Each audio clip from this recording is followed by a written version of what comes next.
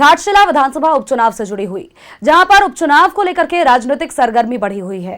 13 प्रत्याशी चुनावी मैदान में अपनी अपनी किस्मत आजमा रहे हैं, लेकिन मुकाबला बीजेपी और जेएमएम के बीच माना जा रहा है। हालांकि जेएलके मुकाबले को त्रिकोणीय जरूर बनाने की कोशिश कर रहा है।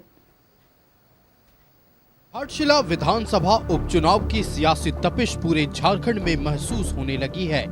घाटशिला में यूं तो मुख्य मुकाबला बीजेपी और जेएमएम के बीच माना जा रहा था, लेकिन जेएमएम के प्रत्याशी के नामांकन के बाद मुकाबला त्रिकोणीय होता नजर आ रहा है। जेएलके के नेता अब चुनावी दंगल में हुंकार भी भर रहे हैं। जेएलके ने बीजेपी और जेएमएम के प्रत्याशियों पर करारा प्रहार करते हुए कहा कि दोनों सोने का चम्मच लेकर चुनावी मैदान में उतरे हैं। साथ ही जेएलके ने उपचुनाव में जीत का भी दावा किया है। घाटशिला की जनता से अपील भी करना चाहता हूं कि आप ऐसे पढ़े लिखे नौजवान को सदन में भेजें जो सदन में गरजे। जयराम मातो एकमात्र ऐसा विधायक है पूरे झारखंड में जो हर मुद्दों को लेकर के सदन में अपनी बातों को रखता है। इधर भारतीय जनता पार्टी उपचुनाव में अपनी जीत का दावा कर रही है। बीजेपी का कहना है कि हम हेमंत सरकार के विफलताओं को लेकर जनता के बीच जा रहे हैं। साथ ही जेएलके को सत्ताधीशों का बी टीम करार दिया है। देखिए, जेकेएलएम तो केवल शोर मचा रहा है, वो उपस्थिति दर्ज करना चाहता है कि मैं भी जिंदा हूं, मैं भी उपस्थित हूं, हमारा भी दल है, हम लोग भी चुनाव लड़ रहे हैं। इससे कौन मना किया है? सब लोग लड़ते हैं चुनाव, लड़ने में कोई मना ही, लोकतांत्रिक व्यवस्था में तो चुनाव होता ही है, चुनाव लड़ रहे हैं।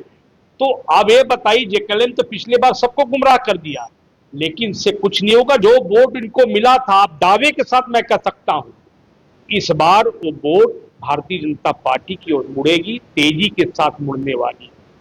इनका चाबी और कोई चला रहा है सत्ता में बैठकर कि आप जा करके वोट काटो और भारतीय जनता पार्टी को लॉस करो, लेकिन इस बार जनता समझ चुकी है।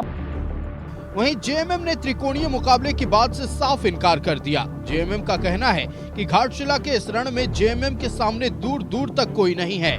घाटशिला की जनता स्वर्गीय रामदास सोरेन के साथ थी और आज उनके बेटे सोमेश सोरेन के साथ है।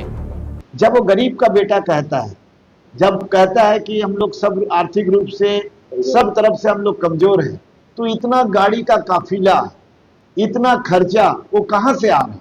तो निश्चित तौर पर जैसा पिछला विधानसभा चुनाव हो, लोकसभा चुनाव हो, उसको जो राजनीतिक दल फंडिंग किया, आप जान रहे हैं वही राजनीतिक दल अभी भी उसको फंडिंग कर रहा है। यह सरकार के अगेंस्ट में कि ये सरकार को किसी तरह हम रोके, हम इसको जीतने ना दें। पहले भी प्रयास रहा, आज भी है। घाटशिला के दंगल में कुल 13 प्रत्याशी अपनी किस्मत आजमा रहे हैं। हालांकि मुख्य लड़ाई बीजेपी और जेएमएम के बीच मानी जा रही है, लेकिन 2024 विधानसभा चुनाव के परिणाम ये बताते हैं कि जेएलके को कम आंकना किसी भी पार्टी की सबसे बड़ी भूल हो सकती है।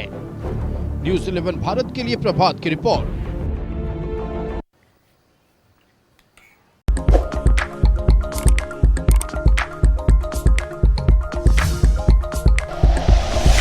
Like and share videos, subscribe करें हमारा चैनल और प्रेस करें बेल आइकॉन। न्यूज़ 11 भारत, सच है तो दिखेगा।